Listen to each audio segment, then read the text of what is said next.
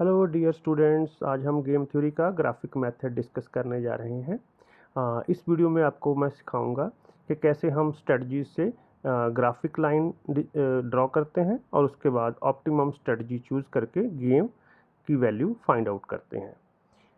Game theory में sometimes हमारे पास जो पे ऑफ मैट्रिक्स होता है उसका ऑर्डर m/2 या 2/n होता है। m/2 मीन्स जो मैक्सिमाइजिंग प्लेयर है उसकी स्ट्रेटजीज हम रो वाइज डिस्प्ले करते हैं तो उसकी स्ट्रेटजी 2 से ज़्यादा होंगी, लेकिन मिनिमाइजिंग प्लेयर की स्ट्रेटजी 2 ही होंगी। और दूसरी तरफ 2/n में मैक्सिमाइजिंग प्लेयर की स्ट्रेटजी 2 होंगी बट मिनिमाइजिंग प्लेयर की स्ट्रेटजी मोर देन 2 होंगी हमारे पास। एंड डोमिनेंस और सैडल पॉइंट मेथड पॉसिबल नहीं होगा। अगर वो पॉसिबल है तो हम उन दोनों में से कोई एक मेथड ट्राई करेंगे, because both methods are easy compare to the sub game और ग्राफिक मेथड। और इन सिचुएशन में हमारे पास दो टाइप के मेथड हैं, सब गेम मेथड और ग्राफिक मेथड। सब गेम मेथड अलजेब्रिक मेथड है। इसमें अगर m और n की वैल्यू ज़्यादा लार्ज हो जाए तो उस सिचुएशन में ये थोड़ा कंफ्यूजिंग और लेंथी हो जाता है। नेक्स्ट अल्टरनेटिव है हमारे पास ग्राफिक मेथड। ग्राफिक मेथड में हम प्लेयर जिसकी स्ट्रेटजी 2 से ज़्यादा है उसकी सभी स्ट्रेटजीज़ के लिए हम ग्राफ पर लाइन ड्रॉ करेंगे और उनमें से दो मोस्ट सूटेबल स्ट्रेटजीज़ चूज़ कर लेंगे अकॉर्डिंग टू प्लेयर। अगर मैक्सिमाइजिंग प्लेयर है तो हम वो स्ट्रेटजी चूज़ करेंगे जो उसको मैक्सिमम प्रॉफिट दे, जो मिनिमाइजिंग प्लेयर है तो हम वो दो स्ट्रेटजीज चूज़ करेंगे जो उसको मिनिमम लॉस दे। उसके बाद हमारे पास 2/2 मैट्रिक्स डेवलप हो जाता है। उस पर हम सैडल पॉइंट या ऑड्स दोनों अप्लाई करके उसका फर्दर सॉल्यूशन निकाल सकते हैं। उसके लिए सबसे पहले हम एक एग्जांपल लेते हैं। जो मेरे पास एग्जांपल है वो 2/n टाइप है। मींस मैक्सिमाइजिंग प्लेयर की दो स्ट्रेटजीज हैं बट मिनिमाइजिंग प्लेयर की स्ट्रेटजीज 2 से ज़्यादा हैं। और इस पर्टिकुलर प्रॉब्लम में हमारे पास ए की 2 स्ट्रेटजीज हैं और बी की हमारे पास 5 स्ट्रेटजीज हैं। सबसे पहले हम इस पर सैडल पॉइंट ट्राई करते हैं। हम देख रहे हैं कि मैक्सिमिन मिनी मैक्स के इक्वल नहीं है, सो सैडल पॉइंट एग्जिस्ट नहीं कर रहा। उसके बाद जो प्लेयर की स्ट्रेटजी 2 होती हैं हम उसको पर्टिकुलर प्रोबेबिलिटी अलॉट करते हैं। जैसे हमारा इस प्रॉब्लम में प्लेयर ए की 2 स्ट्रेटजीज हैं तो हम फर्स्ट स्ट्रेटजी को प्रोबेबिलिटी अलॉट कर रहे हैं x1 और सेकंड स्ट्रेटजी को प्रोबेबिलिटी अलॉट कर रहे हैं x2। हम जानते हैं कि sum of probability is equal to 1, so x1 is equal to 1 minus x2 हो जाएगा और x2 equal to 1 minus x1 हो जाएगा। मीन्स एक बार हम अज्यूम करेंगे कि ए फर्स्ट स्ट्रेटजी चूज़ कर रहा है और उसको हम प्रोबेबिलिटी 1 अलॉट करेंगे। और जब हम फर्स्ट स्ट्रेटजी को प्रोबेबिलिटी 1 अलॉट करते हैं तो सेकंड स्ट्रेटजी की प्रोबेबिलिटी 0 अज्यूम की जाएगी। सिमिलरली सेकंड स्टेप में हम सेकंड स्ट्रेटजी की प्रोबेबिलिटी को 1 अज्यूम करेंगे और फर्स्ट की 0 मानी जाएगी। हम इसी तरह अज्यूम करते हुए बी की सभी 5 स्ट्रेटजीज की इक्वेशन डेवलप करेंगे। जैसे मेरे पास बी की फर्स्ट स्ट्रेटजी है, उसकी वैल्यू है 2 एंड -2।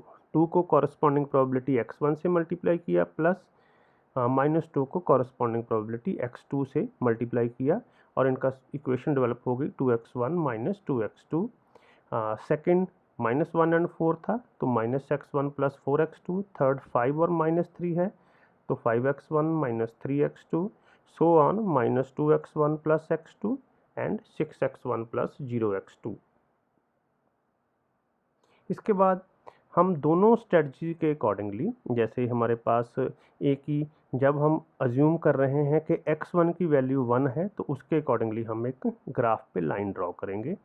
और सेकंड जब हम अज्यूम कर रहे हैं कि x2 की वैल्यू 1 है तो राइट हैंड साइड पे हम लाइन ड्रॉ करेंगे और दोनों लाइन पे कॉरस्पॉन्डिंग पॉइंट हम मार्क करेंगे और उसके बाद उन दोनों पॉइंट्स को आपस में मिलाएंगे। जैसे x1 की वैल्यू जब 1 अज्यूम कर रहे हैं तो लेफ्ट हैंड साइड में जो भी हम पॉइंट्स बनाएंगे उन पॉइंट्स को मार्क करने के बाद x2 के पॉइंट से मैच करके हमारी ग्राफिक लाइन डेवलप हो जाएगी।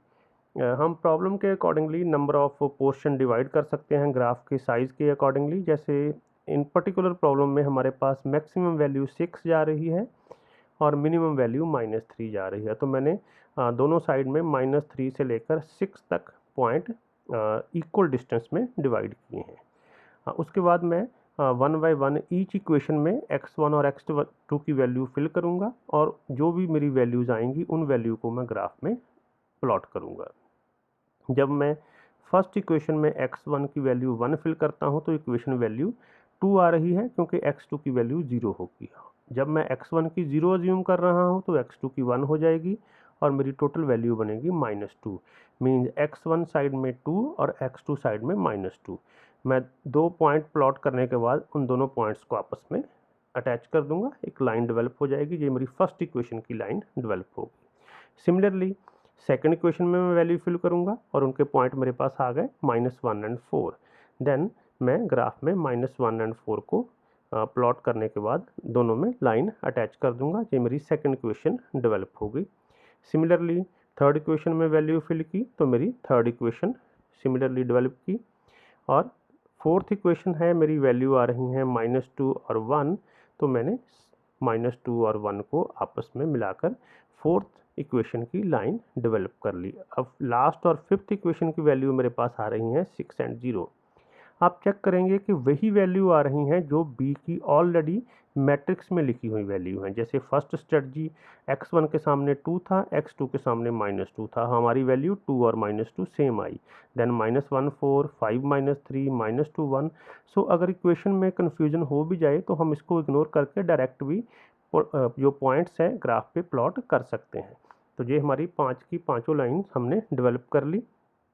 और नेक्स्ट है हमारा स्टेप, इन 5 लाइनों में से हमें वो 2 ग्राफिक लाइंस फाइंड आउट करनी हैं जो प्लेयर बी के अकॉर्डिंगली मैक्सिमम सूटेबल है। जब हमारे पास मिनिमाइजिंग प्लेयर हो तो मिनिमाइजिंग प्लेयर के अकॉर्डिंगली हम ग्राफ का लोअर पोर्शन ग्राफ से शेड करेंगे। जैसे मिनिमाइजिंग प्लेयर है तो हम बॉटम वाला एरिया शेड करेंगे और किसी भी लाइन को क्रॉस नहीं करेंगे। अगर मैक्सिमाइजिंग प्लेयर होगा तो हम टॉप वाला एरिया शेड करेंगे और किसी भी लाइन को क्रॉस नहीं करेंगे। तो मिनिमाइजिंग प्लेयर है तो हम बॉटम का एरिया शेड करेंगे। ये हमारा शेडेड एरिया आ गया। और इस पर्टिकुलर एरिया में बी की ऑप्टिमम स्ट्रेटजी वो होंगी जो लोअर में से सबसे ऊपर होगा पॉइंट। हमने 4 पॉइंट ड्रॉ कर लिए और 4 पॉइंट्स में से हमारे पास टॉप मोस्ट पॉइंट आ रहा है बी। मिनिमाइजिंग प्लेयर के केस में हम बॉटम से टॉप मोस्ट पॉइंट लेते हैं। अगर हमारा मैक्सिमाइजिंग प्लेयर की स्ट्रेटजीज होती तो हम टॉप को शेड करते और उसमें से सबसे लोएस्ट पॉसिबल पॉइंट एक्सेप्ट करते। तो in this situation B is optimum point for us. और हम देखेंगे कि बी पर कौन सी 2 लाइंस इंटरसेक्ट कर रही हैं। हम देख रहे हैं कि इक्वेशन फर्स्ट और इक्वेशन फोर्थ की लाइन जहाँ पे इंटरसेक्ट कर रही हैं, तो हमारी सिलेक्टेड स्ट्रेटजीज होंगी स्ट्रेटजी 1 एंड स्ट्रेटजी 4 जो बी के लिए ऑप्टिमम रहेंगी। तो उसके अकॉर्डिंगली हम क्या करेंगे, ए की ऑलरेडी 2 स्ट्रेटजीज हैं हमारे पास, बी की 2 स्ट्रेटजीज हमने चूज़ कर ली हैं, तो हमारा मैट्रिक्स हो गया 2/2। अब 2/2 है तो हम इस पे ऑड्स मेथड अप्लाई करेंगे। ऑड मेथड में हमारे जो ए का फर्स्ट स्ट्रेटजी है उन दोनों एलिमेंट्स का डिफरेंस को हम सेकंड रो के सामने नोट डाउन करेंगे in the form of odds, और जो उसकी सेकंड रो के एलिमेंट का डिफरेंस है उसे हम फर्स्ट रो के सामने नोट डाउन करेंगे। बस इतना ख्याल रखना है कि अगर हमारी वैल्यू नेगेटिव भी आ रही है तो हम ऑड्स में पॉजिटिव ही लेंगे।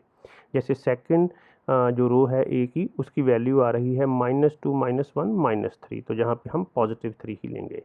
सिमिलरली बी का जो फर्स्ट कॉलम है उसमें हमने फर्स्ट स्ट्रेटजी चूज़ की हुई है, तो फर्स्ट स्ट्रेटजी के एलिमेंट का डिफरेंस आ रहा है 4, उसे हम सेकंड कॉलम में फोर्थ स्ट्रेटजी के नीचे नोट डाउन कर रहे हैं। और जो सेकंड कॉलम के एलिमेंट का डिफरेंस है फोर्थ स्ट्रेटजी के एलिमेंट का डिफरेंस, उनके डिफरेंस को हम फर्स्ट कॉलम फर्स्ट स्ट्रेटजी के नीचे नोट डाउन करेंगे -2 -1 -3, बट हमने कहा था कि हम सिर्फ पॉजिटिव लेंगे। उसके बाद इसमें से हम बी का फर्स्ट कॉलम, वैसे कोई भी कॉलम सेलेक्ट कर सकते हैं, फर्स्ट कॉलम के एलिमेंट को कॉरस्पॉन्डिंगली ऑड से सामने मल्टीप्लाई करेंगे। जैसे हमारा फर्स्ट एलिमेंट 2 है और उसके सामने ऑड है 3, तो 2 × 3 plus -2 × 4 divided by sum of odd that is 7।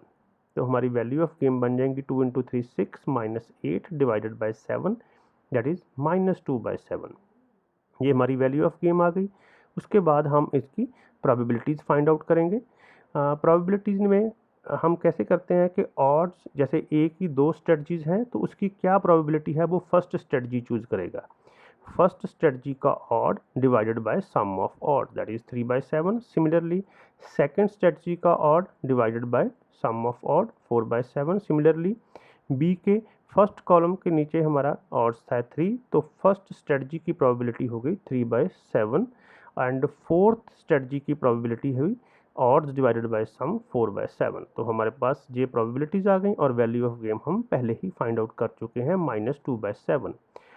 हम देख रहे हैं कि बी की हमारे पास 5 स्ट्रेटजीज थी, उसमें से हमने 2, 3 और 5 को यूज़ नहीं किया, तो उन तीनों स्ट्रेटजीज की प्रोबेबिलिटी 0 मानी जाएगी। तो जहाँ पे हमारा क्वेश्चन फिनिश हो रहा है, वैल्यू ऑफ गेम हमारी -2/7 आ रही है। अगर कोई कन्फ्यूज़न हो तो आप कमेंट्स में मेंशन कर सकते हैं। जी, हमने क्वेश्चन किया था जब मिनिमाइजिंग प्लेयर की स्ट्रेटजीज 2 से ज़्यादा है। नेक्स्ट वीडियो में मैं मैक्सिमाइजिंग प्लेयर की स्ट्रेटजी जब 2 से ज़्यादा वाला क्वेश्चन होगा तो उसको वीडियो को मैं अपलोड करूँगा आपके लिए। अगर कोई कन्फ्यूज़न और प्रॉब्लम हो तो you can contact. Thank you very much. God bless you. Take care.